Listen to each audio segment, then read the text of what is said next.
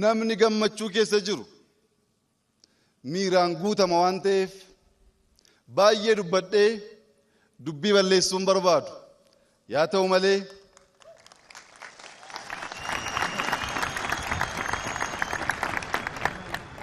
ta'u malee gabaabseen dubbii ijoo waan sadi irratti xiyyeeffate ergaa koo itti yaadee itti kadhadhee ummata kootti himuu barbaaduun ganama kana isinii qooduu barbaada.